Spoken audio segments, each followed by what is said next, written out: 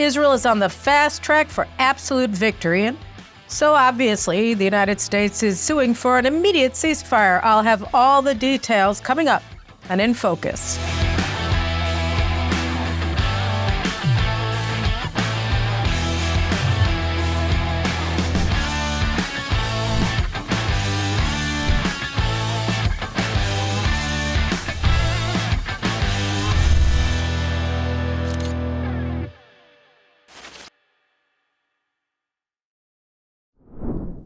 All right, it's great to be back after a week away. I just want to give a shout out to some of the very fine people that I met with while I was in the United States. Dr. Bob Shillman in San Diego, Pastor Mario Bramnick, Tony Perkins, and Congresswoman Michelle Bachmann in Washington, who are undertaking an incredible project with many important and extraordinary Christian leaders to put together a conference of presidents of Christian Zionist organizations. And I was very, very proud and happy to be present at the creation, the launch of this incredible endeavor on their part. So Godspeed to all of you. I want to say hi again to John Catsimatidis in New York and David Goodside from the Beach Cafe, very cool place. And of course to my peripatetic organizer, Phil Jacobs, for making it all happen in New York City. So without ado, having given out the shout outs and thanks to everybody who helped me along the way over the past week. Let's start with the war here. Why not? Because we got back. It's war. I went away. It was war, but in a different situation. So for decades, the Israeli left, including our post-Zionist retired generals, the United States, Europe, the UN, particularly France, and the Arabs have all said that Israel cannot defeat Hezbollah. It's just too powerful. As Hezbollah says, we have everything that Iran has, which is true because Hezbollah isn't a Lebanese organization. It was established by the Iranian Revolutionary Guard Corps in 1982 from breakouts from Amal and other Shiite militia. And it is a division of the Iranian Revolutionary Guard Corps in Lebanon. It's absolutely an Iranian organization. It's run by Iran. It's directed by Iran. Hezbollah operatives train in Iran. And again, there's just this constant cross-generation of technologies, of innovations, and of arms, and of drugs, and of everything else that they do with Hezbollah and IRGC. They are one. So Hezbollah is an arm of the Revolutionary Guard Corps that controls Lebanon. It's a terror group that swallowed a country. It's basically Lebanon is a forward operating base of the Revolutionary Guard Corps against Israel that happens to have 4 million residents living in it, as my friend Tony Badran of Tablet Magazine has said to me. And that's true. But everybody said it's so powerful, there's no way that little Israel can possibly be a match for Hezbollah. And as a result, we believed them. Everybody said it. So we took it on the chin. They shot missiles apropos nothing at Kiryat Shmona, at Metula, at military bases, wherever. Along the years, they put a tent in Mount Dov in the Golan Heights, before the war started, and everybody said, we can't do anything. If we do something, all hell is going to break loose, and we're not going to be able to manage it. It's going to be too hard. The Biden administration shoved this maritime border deal down the throat of the previous government 2 weeks before the election, where they said, if you want to protect your gas installation, right, your gas industry, Israel, which is all off the Mediterranean coastline, well, it's all contingent on you giving your territorial waters, your economic waters, including a suspected gas deposit to Hezbollah as part of a border demarcation deal. The fact that Hezbollah, Lebanon, had no valid claims to any of the waters, totally immaterial. Everybody referred to it as a win-win. Israel gets to not see its gas industry destroyed, and Hezbollah gets Israeli territory apropos of nothing, plus a gas deposit, which had it actually been shown to have natural gas, was going to be worth at least $1 billion to Hezbollah-controlled Lebanon. So that was a way, basically, of giving Iran $1 billion through their Lebanese proxy force, Hezbollah.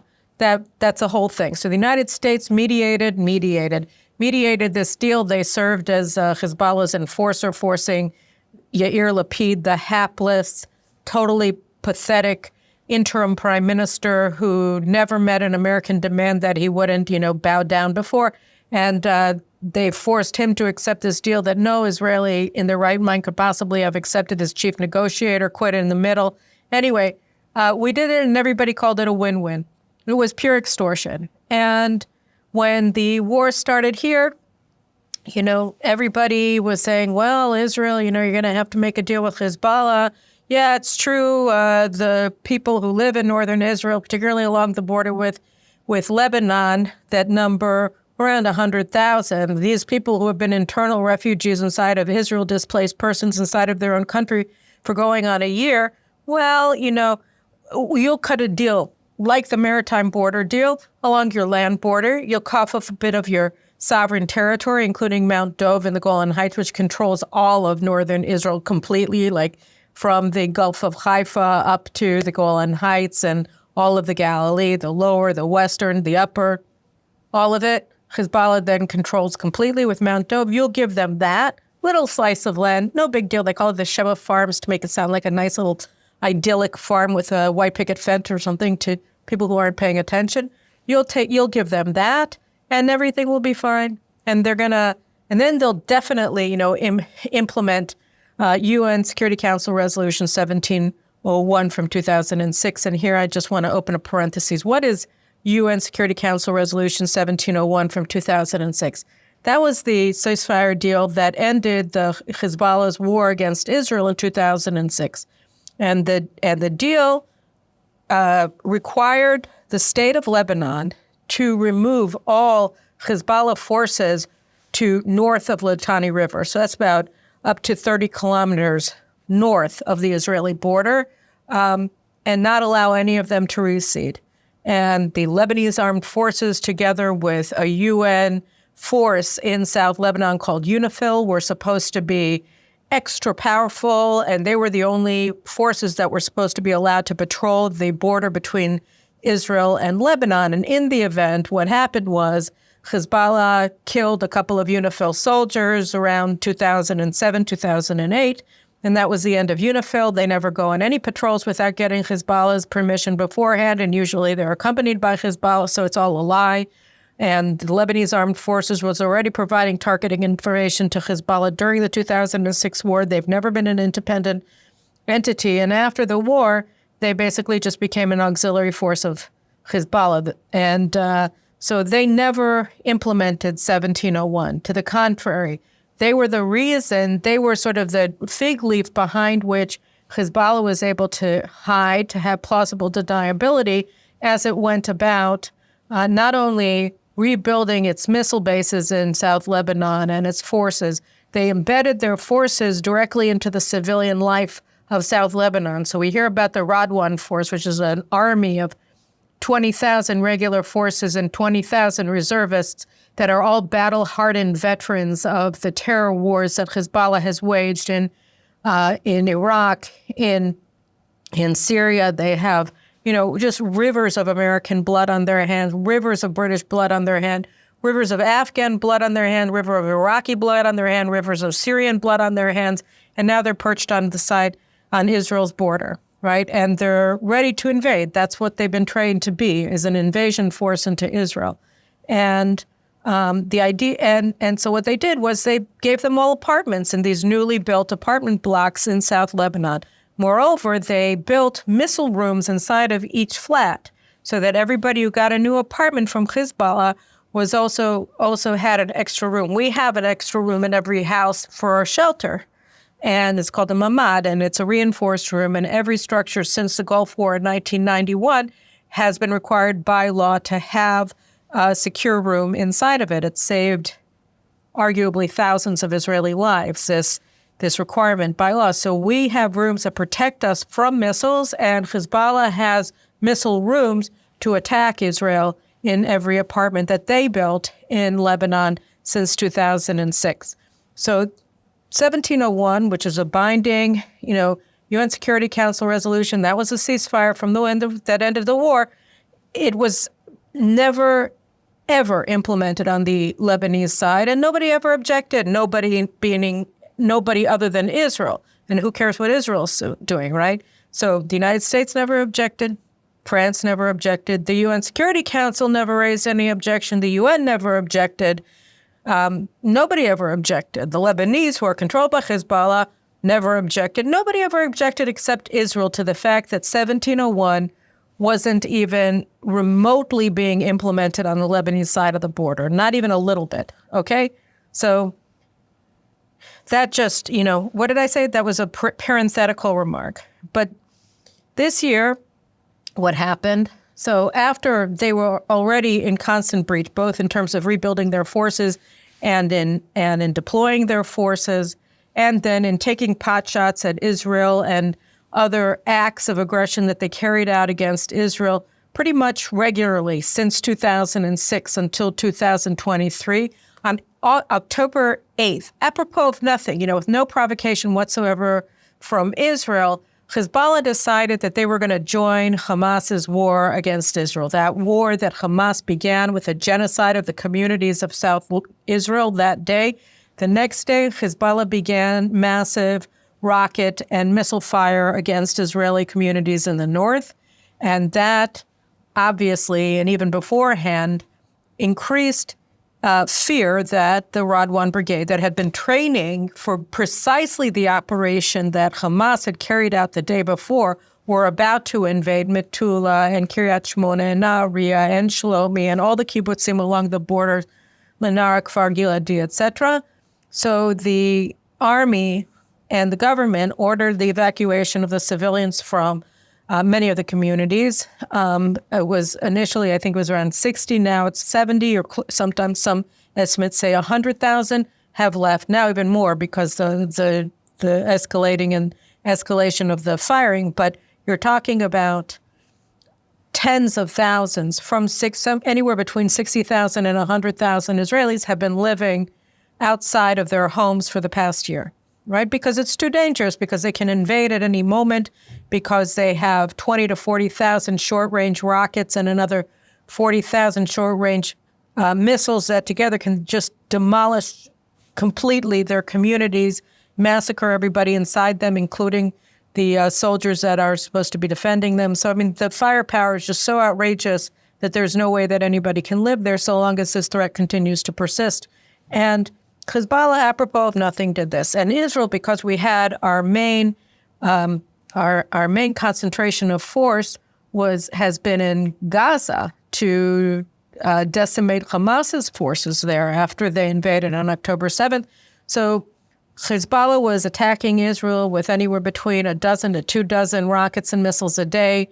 And we'll get to that in a second. They got to 8,000 in total by mid-September, right, when things started shifting here. So 8,000 missiles a day over a period of about 300 days.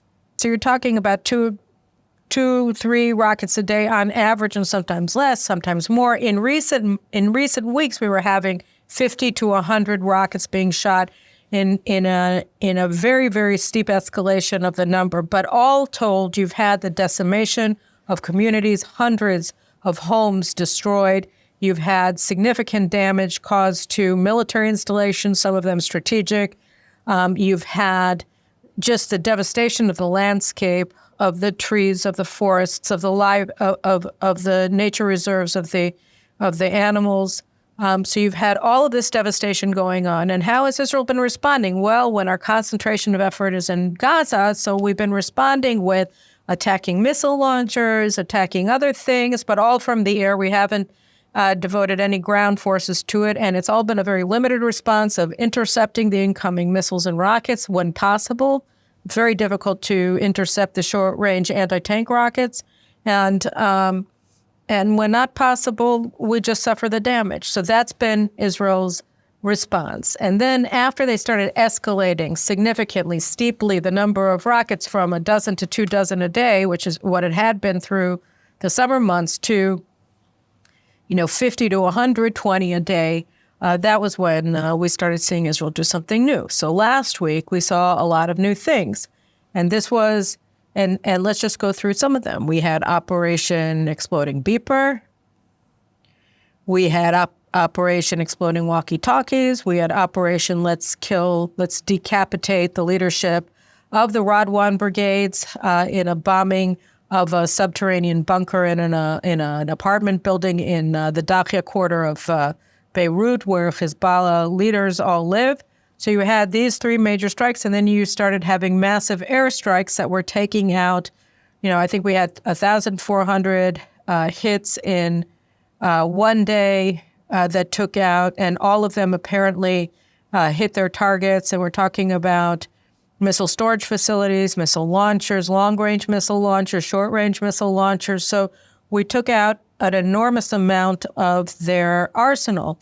Not all of it, but according to one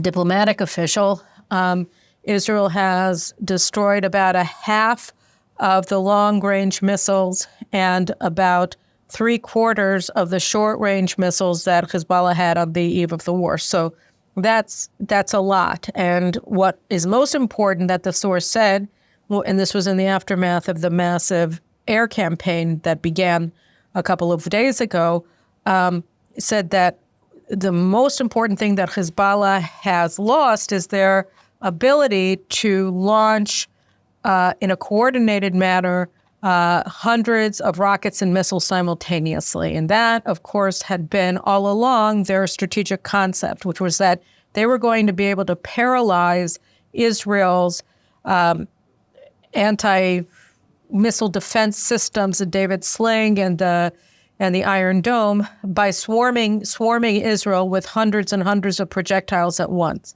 So what we found yesterday, the day before, etc., is that Hezbollah is extending the range of the firings much more to the area around Haifa and the Gulf of Haifa, the Lower Galilee, the Jezreel Valley. There was one intercepted over Tel Aviv yesterday, Tuesday. So we've had an increase in the number of hits, but we haven't seen hundreds of them at once. We've seen over 100 shot at Israel in a day, but we haven't seen 600. And it's not for lack of desire. It's not that Hezbollah chief Hassan Nasrallah doesn't want to go ahead with this. He clearly does. But as the diplomatic official speaking to the media said, he no longer has the capacity to carry out that kind of coordinated attack. He doesn't have commanders here. Just look at this graphic. See how Israel has decimated the senior leadership ranks of Hezbollah. It's just an important, just look at it for a second. Look at how many are gone, right? They've got nobody. Basically, it's Hassan Nasrallah and one guy, right? That's it. And by the way, the beeper attack, so we're talking about something like 2,600 mid-level and senior Hezbollah and Iranian Revolutionary Guard Corps operatives in Lebanon, Syria, and Iraq. They all came out, which just shows that this is all one organization. They're using the same beepers, right? They're getting the same announcements, right? So they are out of commission. They either lost their eyes when they're looking at it, lost their hands. They can't fight anymore, or, lost their privates. Apparently, about 1,000 of them, they'll get up to heaven or hell or whatever with their 72 virgins, and the 72-year-old virgins will just be laughing at them. At any rate, we're talking about a significant diminution of the Hezbollah war fighting capabilities. And so, obviously, this is causing some degree of euphoria and elation among Israelis, because what we're seeing is that when Netanyahu promised absolute victory, he might not have been making an empty promise, right? Everybody saw how, the media and the retired generals and the Americans, Biden and Blinken and others and Tom Friedman, they've all been condemning Netanyahu for insisting on absolute victory. What is he talking about? You can't have absolute victory. It's a lie. He's trying to rally the people behind him for his own political interests by giving them a lie that they can achieve absolute victory. It's totally not true. It's total nonsense. There's no way. We have to cut a deal, right? And the deal we're supposed to cut is the deal that Amos Hochstein wants us to cut, which keeps coming back here and demanding that we give Hezbollah Mount Dov, because how else are you going to get them to agree to something which they're not going to implement because there's no enforcement and nobody will ever ask him to, right? So what we're seeing here, it's not just hypocrisy, it's incredible hostility of the United States and, of course, of the rest of the so-called international community, Emmanuel Macron and the UN and all of them, right? Because for, what is it now? It's 18 years.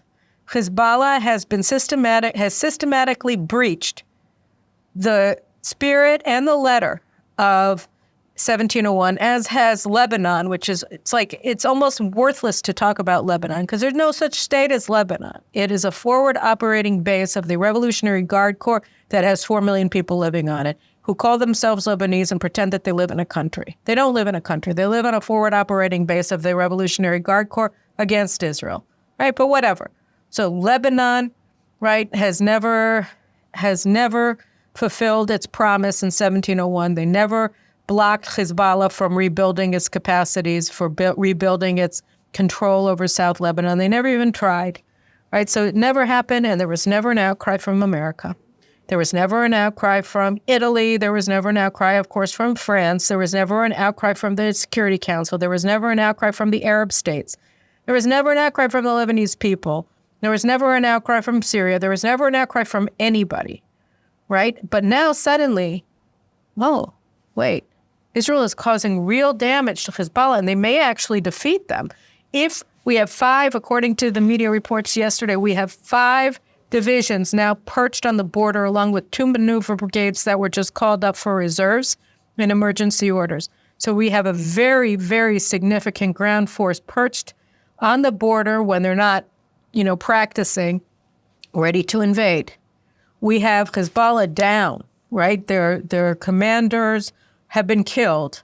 Their capacity to coordinate has been killed. And we're slamming the rat trails from Syria to Lebanon that have been bringing a steady supply, replenishment of missiles into Lebanon to block resupply, sort of like an aerial version of Israel's ground control over the Philadelphia corridor that connects Egypt with Gaza, right? So here we're blocking the rat trails through constant military pressure from the air, right? They can't get resupplied. They can't regroup. They can't reorganize. They're down. And so obviously the time to take them out is now. Now is the time that we've set the conditions, right? We've softened the targets.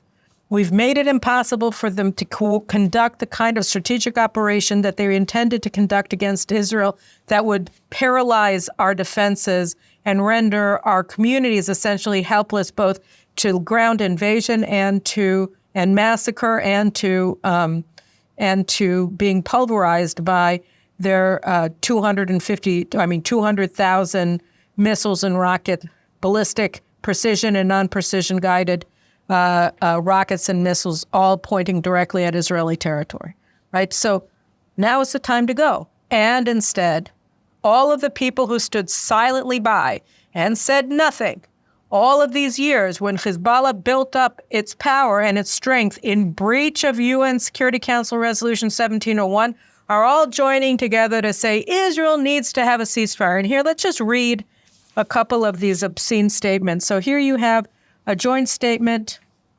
from President Biden and President Macron. President Macron, of course, he was one of the really pathetic people who condemned the beeper attack, even though, among the people who were killed this was, I guess, the hit against the Radwan Brigade commanders, but all the same. Ibrahim Akil, who has the blood of 64 French paratroopers on his hands from the bombing of their mission in 1983, not to mention 243 Marines and another 62 people who were killed in the U.S. Embassy bombings that he was involved in, right? He was wanted. There was a $7 million price on his head, and the Americans didn't know what to say, right? They should have said thank you, right? And so should the Arabs, because Hezbollah threatens them too. The Europeans, by the way, should be saying thank you also, because Hezbollah threatens them. There are Hezbollah cells literally all over the world. They operate in every country in Europe. They operate throughout Latin America. They operate in Asia, right? And they operate in America, right? And they operate here. And so if Israel is able to destroy Hezbollah where it lives in Lebanon, then everybody else is going to be much more secure. Because what are they going to do in Argentina without the mothership in Lebanon supplying them? All of this is the world's war against Islamic Jihad, and Israel is fighting it, and we're about to win it. And the nations of the world, here is this press release for a joint statement by President Biden and Emmanuel Macron. It says, it is time for a settlement on the Israel-Lebanon border that ensures safety and security to enable civilians to return to their homes. The exchange of fire since October 7th, and in particularly over the past 2 weeks, threatens a much broader conflict and harm to civilians. We therefore have worked together in recent days on a joint call for a temporary ceasefire to give diplomacy a chance to succeed and avoid further escalations across the border. The statement we have negotiated is endorsed by the United States, Australia, Canada, European Union, France, Germany, Italy, Japan, Saudi Arabia, United Arab Emirates, and Qatar. We call for broad endorsement and for the immediate support of the governments of Israel and Lebanon. And let me just read you the second one. It's a joint statement by the United States, Australia, Canada, European Union, France, Germany, Italy, Japan, Saudi Arabia, United Arab Emirates, and Qatar. The situation between Lebanon and Israel since October 8th, 2023 is intolerable and presents an unacceptable risk of a broader regional escalation. This is in nobody's interest, neither of the people of Israel nor the people of Lebanon. It is time to conclude a diplomatic settlement that enables civilians on both sides of the border to return to their homes in safety. Diplomacy, however, cannot succeed amidst an escalation of this conflict. Thus, we call for an immediate 21-day ceasefire across the Lebanon-Israel border to provide space for diplomacy towards the conclusion of a diplomatic settlement consistent with UNSCR 1701, UN Security Council Resolution 1701, and the implementation of UNSCR 2735 regarding a ceasefire in Gaza. We call on all parties, including the governments of Israel and Lebanon, to endorse the temporary ceasefire immediately, consistent with UNSCR 1701 during this period, and to give a real chance for a diplomatic settlement. We are then prepared to fully support all diplomatic efforts to conclude an agreement between Israel and Lebanon within this period, building on efforts over the last months that ends this crisis altogether. So here's the deal, right? Of course, there's no mention here of the two main engines behind everything that has been happening. First, Iran, which is the grand master of everything. They're Iran's boss. They're Hezbollah's boss. They're the Houthis' bosses. They're the bosses of the militia in Iraq. They're the bosses of the Palestinian terrorists in Judea and Samaria. And Syria. Obviously, they control Syria. No mention of Iran. You know, the Iranian president right now is sitting happy, giving interviews to CNN, attacking Israel, doing whatever he wants, right? In New York City, everybody loves him, right? And nobody's saying anything to him. In fact, you saw the head of the IAEA going into his hotel room, staying there. Who knows what they're doing? He's probably negotiating a new nuclear deal, right, to help Iran cross the nuclear finish line with minimal fuss, you know. So you had that.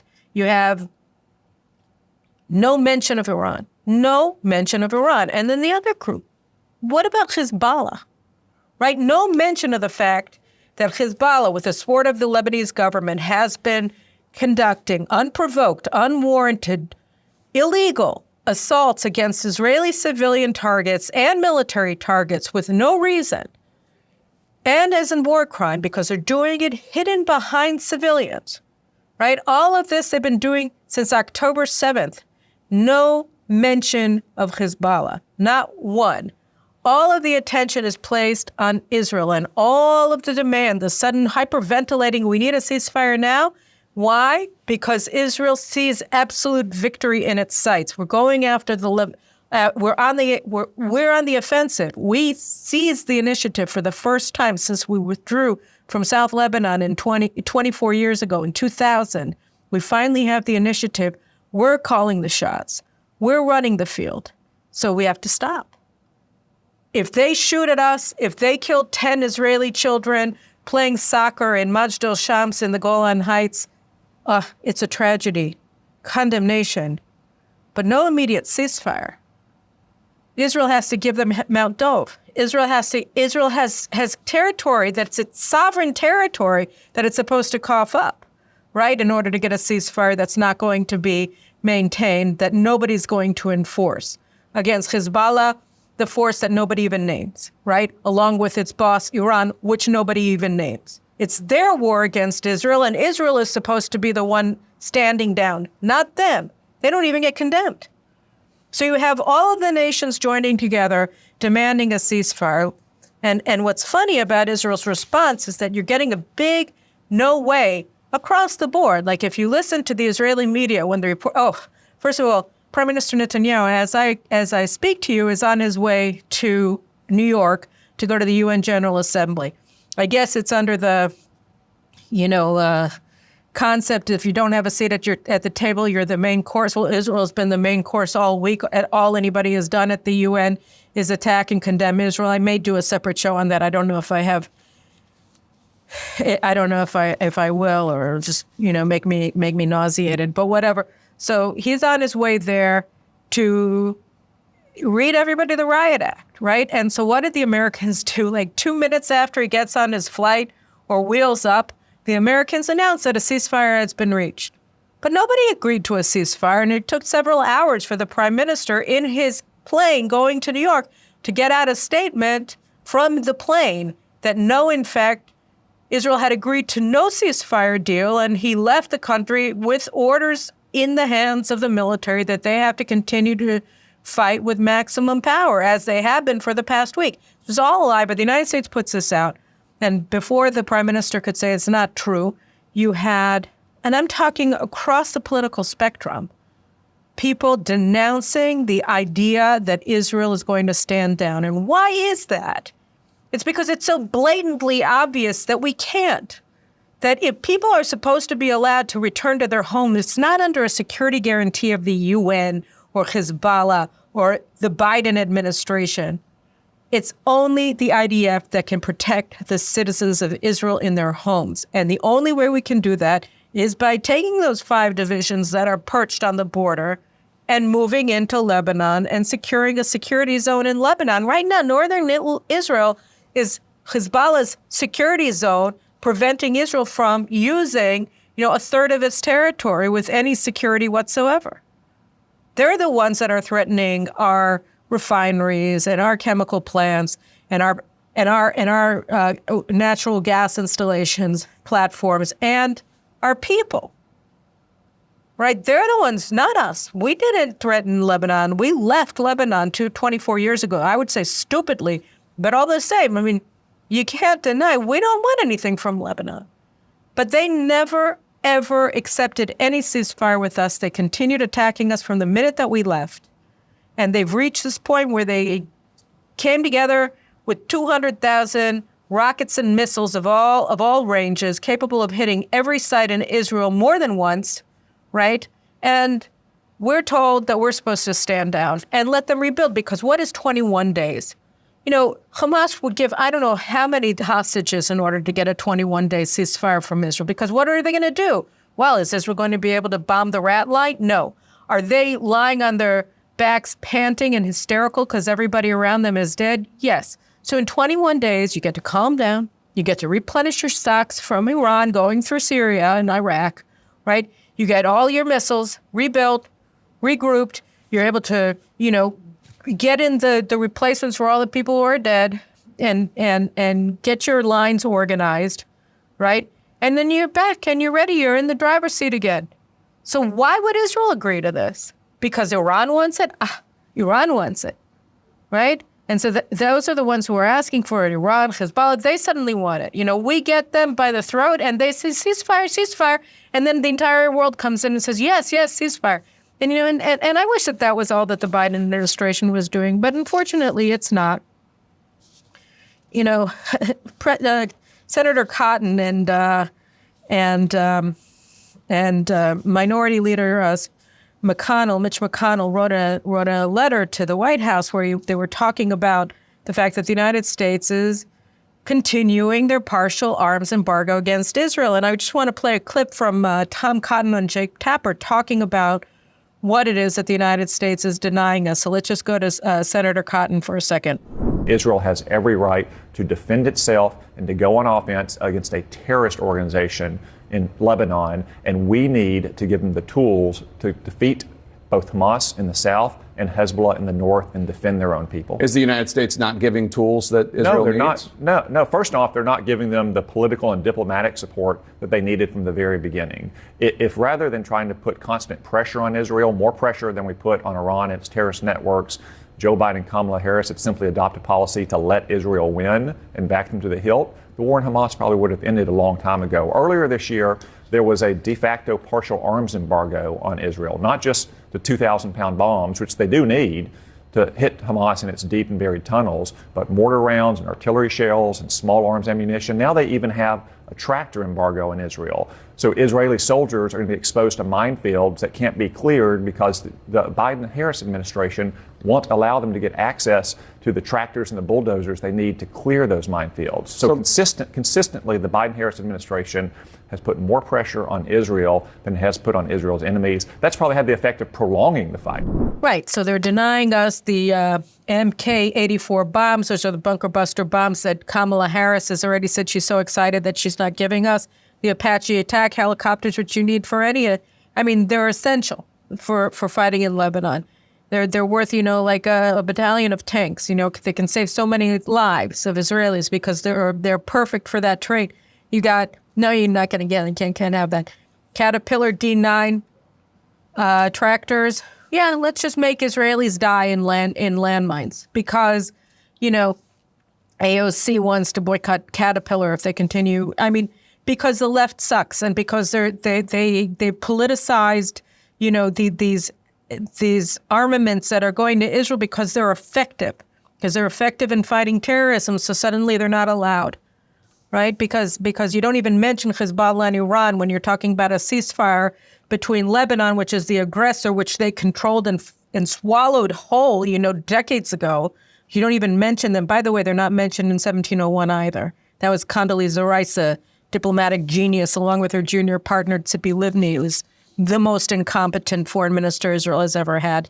At any rate, so that's what we have with them. We have an arms embargo, but that's not it. Because they're also looking forward. They want to make sure that we know that they hate us, right? So this week, President Biden met with the president of the UAE, Mohammed bin Zayed, MBZ. And then what do they talk about? Two-state solution is the only framework for resolving the conflict, Biden and UAE later say after meeting. What's interesting about this write-up is that they talk about, the framework for two-state solution. And one of the things that they mentioned there was the Arab Peace Initiative. It says here, this is their statement. It says the leaders expressed their commitment to the two-state solution, wherein a sovereign and contiguous Palestinian state lives side by side in peace and security with Israel as the only way to resolve the Israeli-Palestinian conflict in accordance with internationally recognized parameters in the Arab Peace Initiative. What's so interesting is that the Arab Peace Initiative is like this joke. It's not a joke. It's a racket. In 2002, Thomas Friedman basically made it up during a visit with the Saudi King Fahd. And the Arab Peace Initiative, it was later in the middle of Israel's counterterrorism offensive in Judea and Samaria in April of 2002. You had this meeting in Beirut of the Arab League, and this fake plan that essentially Tom Friedman wrote was adopted as the Arab Peace Initiative. And what is this plan? The plan is that Israel withdraws from Jerusalem, Judea, Samaria, at the time Gaza, that we allow unrestricted immigration of foreign-born Arabs in the millions to Israel under the so-called right of return, that we kick all of the Jews living in Judea and Samaria, Jerusalem, and back then Gaza, out of their homes. That's now over 800,000 people, and, transfer it all to the Arabs. And the foreign-born Arabs coming in under the right of return, they can live anywhere they want. In other words, all the Arab Peace Initiative is a way of overrunning Israel and destroying it. And so they're saying that, the basis of the two-state solution is a plan for Israel's dissolution, for Israel's dismantlement, for Israel's annihilation. And it just, why not? Because it's true. A two-state solution is, in fact, the final solution to the Jewish problem in the land of Israel. You want Israel to be destroyed? All right, we'll see what happened when you had a mini Palestinian state in Gaza on October 7th. They committed a genocide of the Jewish communities of the Gaza envelope on October 7th. That's what happened. Imagine if you have that, 100, 200-fold in Judea and Samaria and Jerusalem. You know exactly what would happen. By the way, so do they, which is why they said the Arab Peace Initiative. They're not even trying to hide the fact that they're doing this because they don't actually support Israel. And that's not all. You had this report by Joseph Magid in the Times of Israel where he was talking about all of these steps that the administration is thinking about undertaking to punish Israel in the lame duck 3 months between November 5th, the presidential elections, and January 20th, the inauguration. Some of them they'll do under, if Kamala wins, some of them they'll do presumably under if Trump wins. But basically they involve sanctioning. I think we talked about it. They want to use the executive order that Biden put out on February 1, which does the unprecedented thing of sanctioning citizens of an allied Western democracy, Israel, for doing nothing illegal, but simply opposing the administration's policy. In this case, it's policy to establish a Palestinian state. So they've already placed 13 Israeli citizens, one of whom is also an American citizen, under sanctions with no due process, with them having committed no crime under any law, including U.S. law. They're simply not supporting American policy of supporting whether it's the Palestinians in Gaza or the Palestinians in Judea and Samaria, with the hopes of making them a sovereign state there. So they're being sanctioned. This is arguably unlawful, which is why it's being challenged in a federal court in Texas. But now they want to widen the sanctions and sanction 2 cabinet ministers, Finance Minister Bezalel Smotrich and Itamar Ben-Gvir, the National Security Minister, because both of them are outspoken opponents of Palestinian statehood, and they think that you should be allowed to pray on the Temple Mount. Or if they don't sanction them, then they'll sanction two businesses in Israel, the Amanah organization and the Nachala organization, whose crime is that they legally build homes for Jews in Judea and Samaria, and you can't have that, so they'll get sanctioned.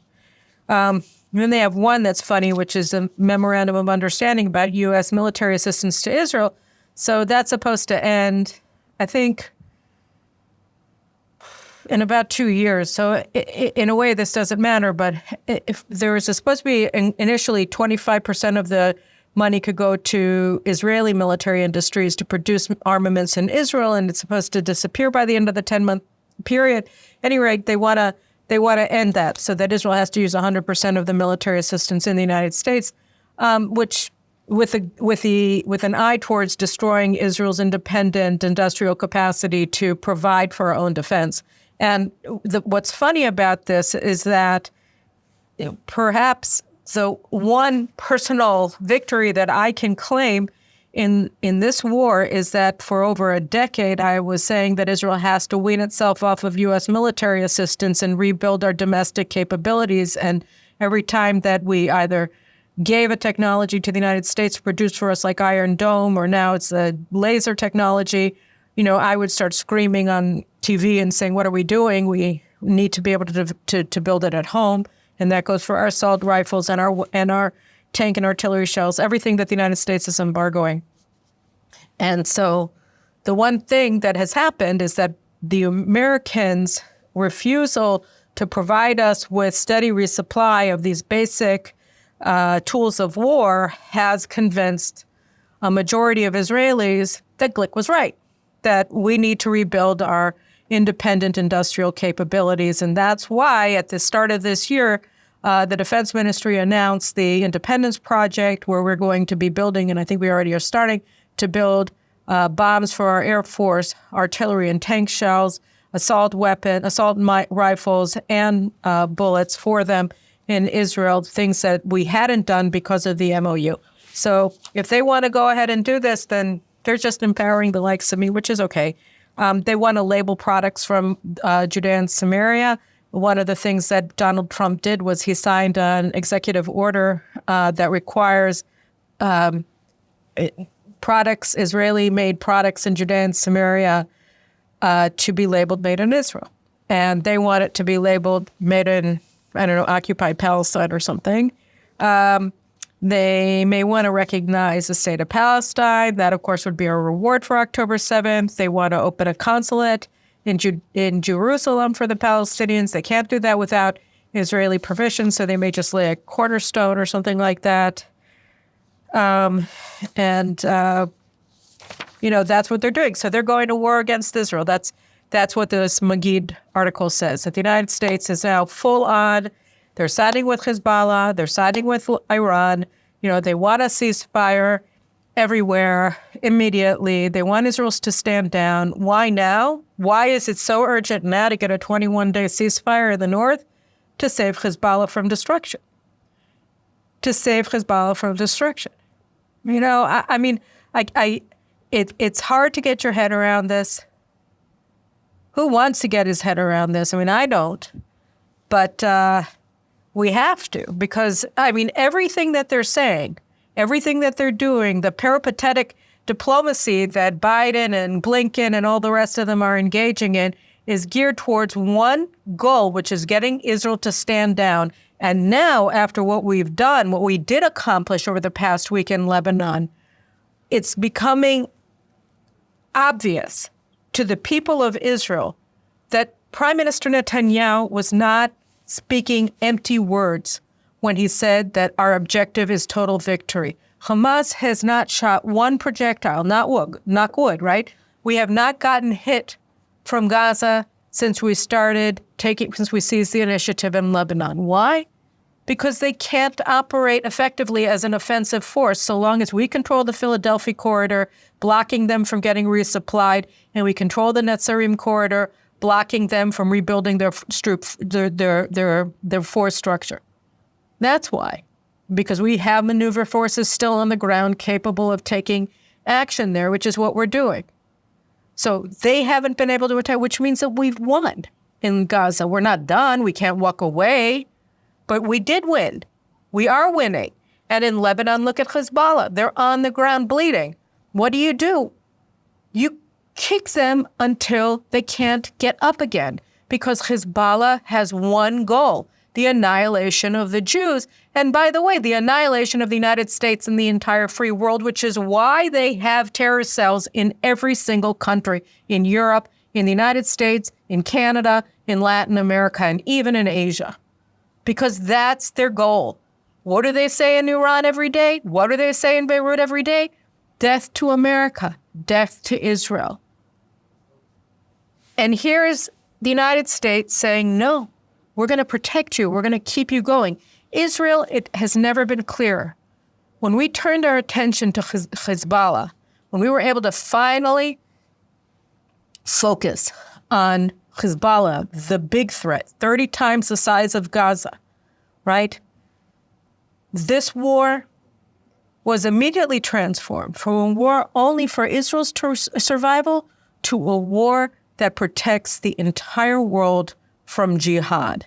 And obviously Iran, and this is my last point, of course they want a ceasefire now, because Hezbollah and Israel's fear, the fear that had been instilled in our hearts regarding Hezbollah for 30 years, right? That's Iran's insurance policy.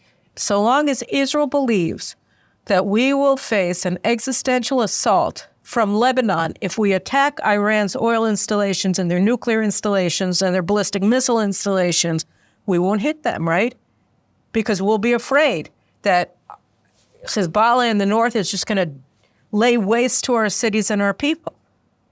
But if they can't, then the path is open to Isfahan, to Natanz, to Qom, and to the rest of those areas that we have to attack in order to remove the menace of an Iranian regime with nuclear weapons and an absolute will to use them to kill every Jew in Israel, to destroy this country, and to assert their regional hegemony, which of course raises the question, what in the hell are the UAE and all the rest of them thinking when they're suing for a ceasefire? Don't they see we're serious? There's a reason that the public went nuts, and I'm talking about talking heads who hate Netanyahu and hate absolute victory and want us to lose so that he gets ousted from power. Even they were up in arms saying, we can't have a ceasefire because everybody understands it's finally time. The moment has arrived. We can do this. We got it. We can take care of Hezbollah. Netanyahu is speaking before the General Assembly, I think tomorrow, Friday. I can only imagine what he's going to say. All he has to do is remind the nations of the world, as Churchill reminded the United States after the fall of France, right, that the world's future is in our hands. It was in Britain's hands in 1940. It's in the hands of the State of Israel today in post-October 7th reality. Our survival is on the line, and that's why absolute victory, which we now see is a possibility, is what we're seeking. And if we achieve our goals, the world is going to be safe. Why is it? How can it possibly be that everybody wants us to stand down? Do they have a death wish? Is their hatred of Israel, their hatred of Jews, so great that they can't even see the basic reality that it's their lives as well that will be safeguarded? I leave you with that question, but I also tell you the answer. We're not standing down. I'll talk to you soon. Take care.